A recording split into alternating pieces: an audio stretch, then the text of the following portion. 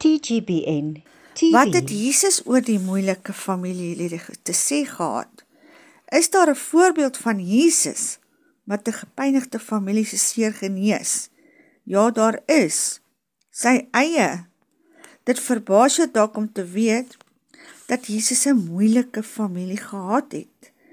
Dit verbaas jou dalk om te weet dat Jesus enigstens 'n gesinslewe gehad het. Jy is dalk nie daarvan bewus dat Jesus broers en susters gehad het nie. Hy het. Markus haal aan.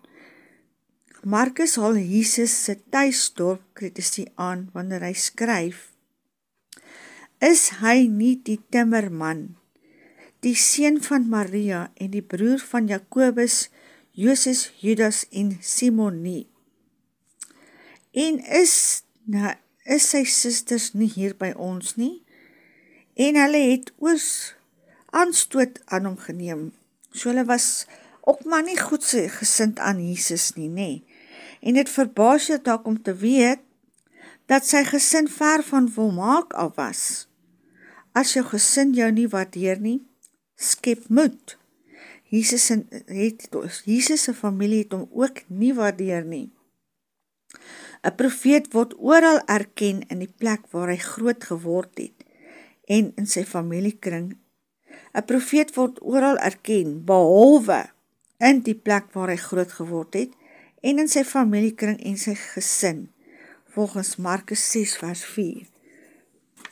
So 'n profeet word nie geken in sy eie dorp, in sy eie stad nie, nê. Hy moet op 'n ander plek gaan preek, die mense wil nie hoor dit nie. Ek wonder wat het hy met daardie laaste 3 woorde bedoel. Jesus het na die sinagoge toe gegaan, waar hulle hom gevra het om te praat. Die mense was trots op hierdie seun van hulle dorp, wat so goed gedoen het, totdat hulle sy woorde gehoor het.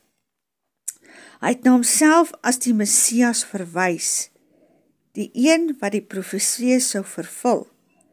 Hulle reaksie, is hy dan nie die seun van Josef nie? Maar wat hulle eintlik bedoel, hy is nie die Messias nie, hy sommer net een van ons. Hy is die loodgieter van Langsal se seun. Hy is die rekenmeester op die 3de vloer. Hy is die bouwer wat 2 jaar terug met my suster uitgegaan het. God praat nie deur gewone mense nie. Een oomblik was hy 'n held, die volgende 'n keter. Kyk net wat gebeur volgende.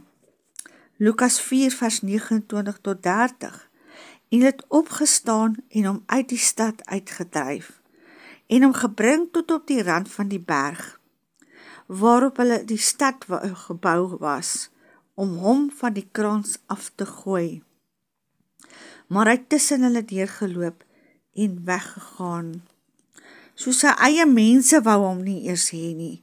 Sy eie dorpse mense het wou hom verjaag, hulle wou hom doodmaak, hulle wou hom van 'n krans afgooi. Wat 'n lelike insident. Jesus se eie mense het hom probeer doodmaak. Maar wat nog erger is dit wat ons nie sien nie. Let op wat in hierdie vers ontbreek. Let op watter woorde daar moes wees, maar nie is nie. Hulle wou hom van die krans afgooi. Maar Jesus se broers het tot sy verdediging gekom. Ons sou dit graag wou lees, maar ons kan nie, want dit staan nie daar nie. Dit is nie wat gebeur het nie. Toe Jesus in gevaar verkeer het, was sy broers onsigbaar. Hulle was egter nie altyd onsigbaar nie. Daar was 'n tyd dat hulle gepraat het. Daar was 'n tyd dat hulle saam met hom in die openbaar gesien is. Nie omdat hulle trots was op hom nie, maar omdat hulle vir hom geskaam het. Markus 3 vers 21 sê, toe sy mense dit hoor, gaan hulle uit om hom in die hande te kry, want hulle het gesê, hy is buite sy sinne. Met ander woorde het gesê, hy is mal. Jesus se familie het gedink hulle broer is waansinnige. Hulle was nie trots op hom nie, hy was vir hulle 'n verleentheid.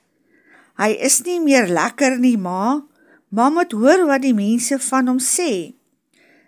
Die mense sê, hy het sy varkies verloor. Ja, iemand vra hoekom ons nie iets met hom doen nie. Dis 'n goeie ding dat pa nie meer hier is om te sien wat Jesus aanvang nie. Krenkende woorde wat Jesus se naasbestaandes kwyt geraak het. Dink net hoe moes hy gevoel het, sy eie mense, sy eie familie wat sê hy is waansinnig. Hier volg 'n paar in die Bybel. Ekskuus tog, Johannes 7 vers 3 tot 5 sê. Sy broers het toe vir hom gesê, vertrek hiervandaan en gaan na Judea, sodat u disippels ook u werke kan sien wat u doen. Want niemand doen iets in die geheim en soek tergelykertyd om iedereen se mond te wees nie. As u hierdie dinge doen, vertoon u self aan die wêreld, want ook sy broers het nie in hom geglo nie. Tot Jesus sy eie broers wou dit nie glo nie. Let net op die spot in daardie woorde. Hulle drip van sarkasme. Hoe hou Jesus dit met die ouens? Hoe kan jy in jouself glo as diegene wat jou die beste ken, nie in jou glo nie? Hoe kan jy vorentoe gaan as jou gesin jou wil terughou? Hoe hanteer jy dit as jy en jou gesin twee verskillende agendas het? Jesus gee ons 'n paar antwoorde. Dis belangrik om daarop te let, dat hy nie sy gesinsgedrag probeer beheer het nie, en ook nie toegelaat het dat hy gedrag hom beheer nie. Hy het nie daarop aangedring dat hulle met hom moes saamstem nie.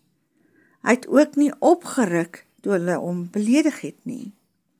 Hy het hom nie daarop toegelê om hulle te behaag nie.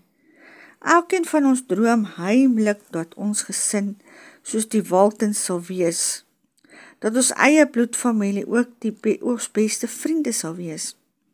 Jesus het nie daardie verwagting gekoester nie. Kyk net hoe omskryf hy sy eie gesin. Elkeen wat die wil van God doen, die is my broer en my suster en my moeder. Markus 3 vers 35. Toe Jesus se broers nie sy oortuigings gedeel het nie, het hy dit nie op hulle probeer afdwing nie. Hy het besef dat sy geestelike familie hom kon gee wat sy fisieke familie nie kon nie. As Jesus selfs nie sy gesin kon dwing om soos hy te dink nie, wat laat jou dink, jy kan jou oortuigings op jou familie afdwing? Ons kan nie die manier beheer waarop ons gesin teenoor ons reageer nie. Wat ander mense se optrede teen ons betref, is ons hande afgekap.